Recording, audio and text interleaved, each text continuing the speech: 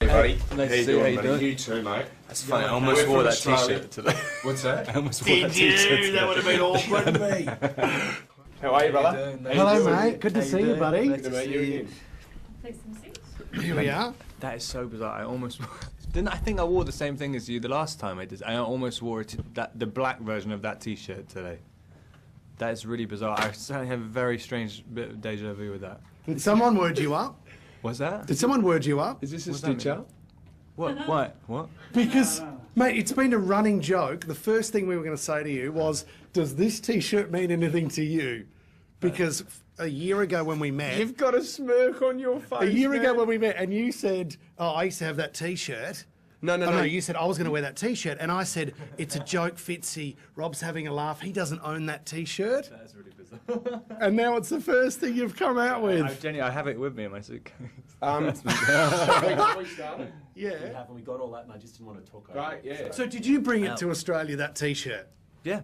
How funny is that? You win, mate. Well, But that's a better one. That fit, my ones are kind of like, it's like a fat girl's one or oh, something. damn. Well, I might borrow yours. We Pretty heard, short and wide. we heard a rumour that when you were doing promotion for the Twilight movies, that you play a game with the other cast members, saying that whenever someone comes in, you go, oh, it's funny that you're wearing, I've got that same T-shirt. And then you see if they say it to the next person. That's what we heard. Oh, really? But that's a...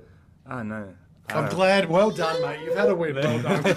I have no plans. I just talk loads of it. That's amazing. I'm glad you said it, mate. That's blown me away. My t-shirt. Could you sign my T-shirt before Yeah, we sure. go, just to make sure that this is the real deal? He walked to work today and he said, Rob's got one, Leonardo DiCaprio's got one. This is awesome. Go on. Sign it up on me boob up here. You're a gun. Thank you very much, bro. Mate, that was so funny that you brought it up. Amazing timing. Amazing timing. Now, last time we also chatted with the last film, of course, and we said that we couldn't believe the devastation when there was that first intimate moment with Bella. In the next film, mate, do you do any more renos, or is everything okay? Because the poor bedroom got destroyed last time. What has happened? I haven't even seen this one. Okay. There's like no, I think it's kind of... I think it's better in this one. I think it actually works. Not as violent? Yeah, I think... yeah, I can't actually remember. I remember shooting it, and it was one of the most embarrassing things I've ever done in my life. Because it's trying to shoot PG-13 stuff. Yes. And so you can't shoot anything. So they decided to shoot close-ups of our faces. Me and Kristen trying to do like sexy faces to the camera. Yeah, basically. sure. And then when you suddenly get to a point where you're thinking, this face is going to be on a cinema screen. Yeah. There's not people that are actually going to watch it. And my parents are going to see it as Yeah, well. literally, That's the like, other thing. Yeah. Did you do some practice in front of the mirror for those sorts of looks when you need to hold that glance? I mean, I didn't. That is just impossible to prepare for. The sexy face. Because you've got your fans, the Edward fans. What was the reaction at the end of the last one, part one, when you actually bit her at the end and she turns into a vampire? Did you get a little bit of backlash with that? For turning your into it. I mean, it's not you in real life, Rob, but That would be really funny. Clarifying that. Some people just couldn't get over it. Yeah. I don't know. I don't really... I mean, the reactions haven't really changed since the first one. Just screaming. Yeah.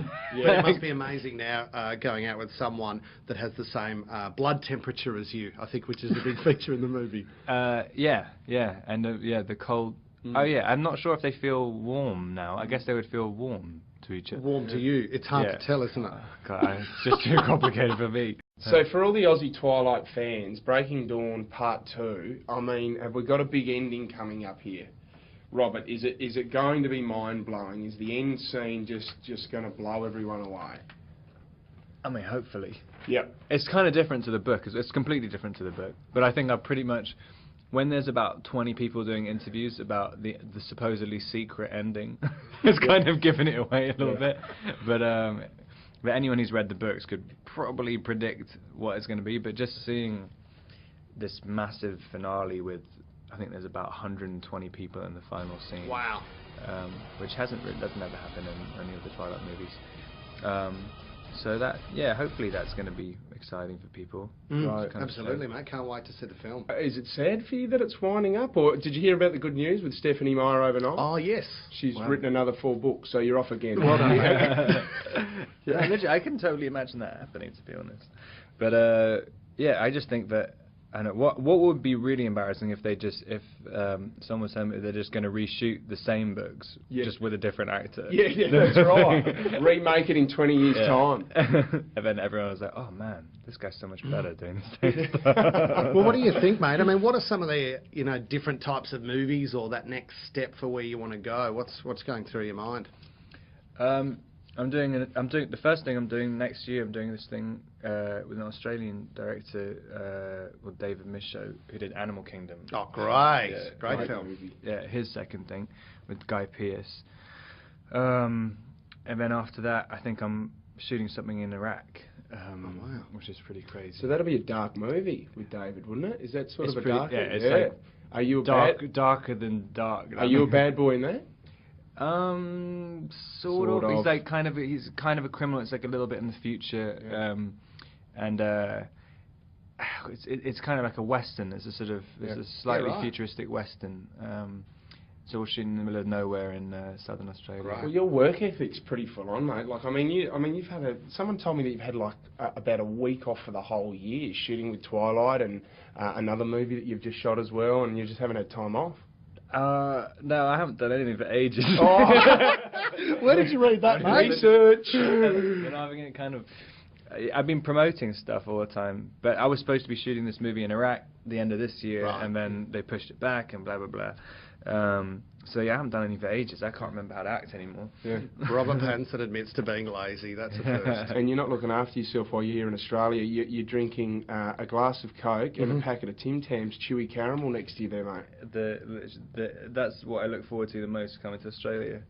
Tim Tams? I've gone through a whole pack of them already. Have you? Because when you were here last night, Water for Elephants, and they had you next to an elephant by the harbour bridge. Were you snacking on the Tim Tams then as well, mate? Absolutely, yeah. You can't get them anywhere else. You can't get them outside of Australia. Can you? I don't think so. You're a gun. Thank you very much.